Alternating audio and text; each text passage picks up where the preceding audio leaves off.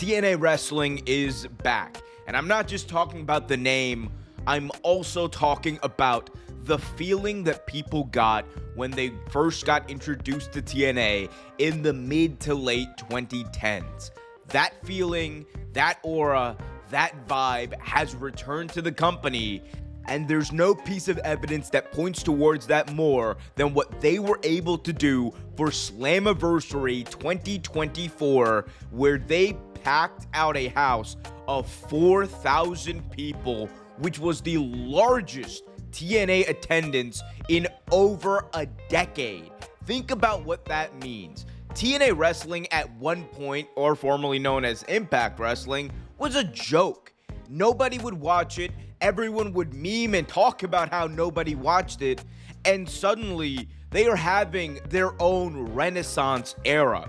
And you could argue that it all started back in January when they rebranded the show. Just look at the difference in buy rate from their Hard to Kill show at the beginning of this year compared to last year. In 2023, TNA Hard to Kill had a buy rate reportedly of 3,900. Not even enough to really make money off of, barely enough to warrant having that on pay-per-view, but you compare that to what they were able to do January 13th, 2024 at Hard to Kill this year with the TNA name, a buy rate of 60,000, one of the highest buy rates in the company's history. So that shows you how far the TNA name has come and how far TNA as a brand has come. And if you ask me, there's a lot that had to do with this resurgence in TNA, this resurgence in Impact Wrestling. But the main factor was Scott D'Amore. Scott D'Amore's willingness to play the long game, to make sure that he focused on good wrestling. That is what made TNA viable back in the 2000s, and that is what has made it successful now. That is what has led to this partnership that WWE is now doing with TNA through their NXT brand. That's why you're seeing stars like Joe Hendry, stars like Jordan Grace appear on NXT.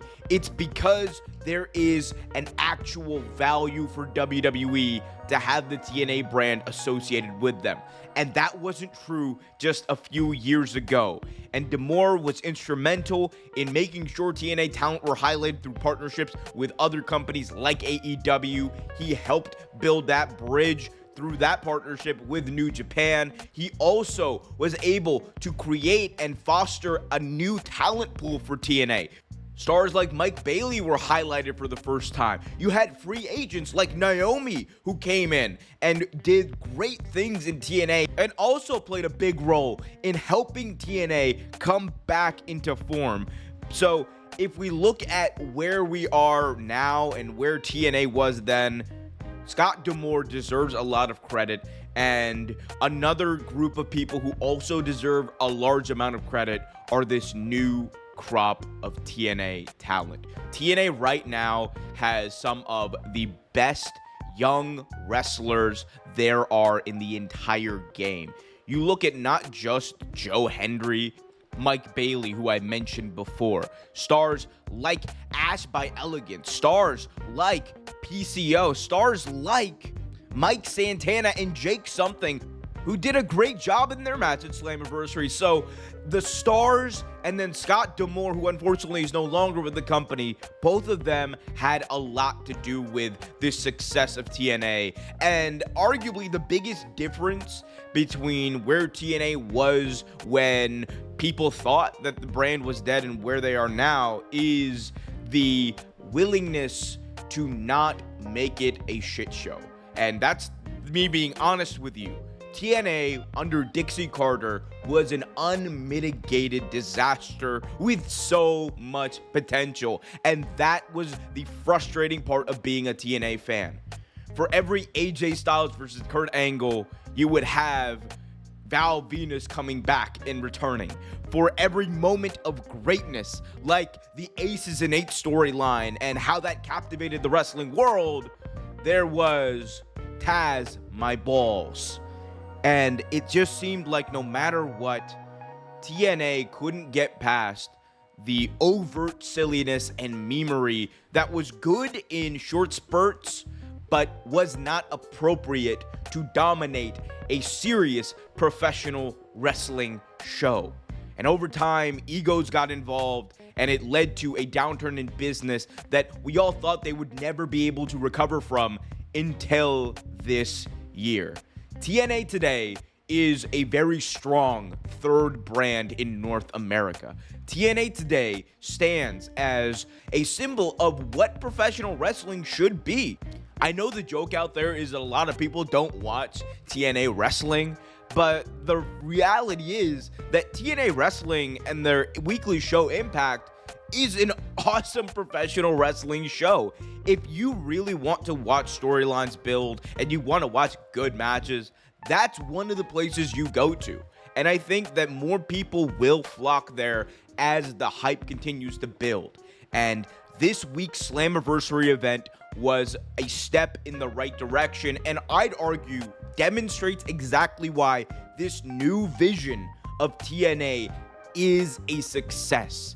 And I think as they go in through the rest of the year and they continue this partnership with WWE, stars like Joe Hendry, who is going viral, captivating communities in WWE, someone like him is the person that you want to hitch your wagon to. And that's why I think that this summer is going to be very important for TNA.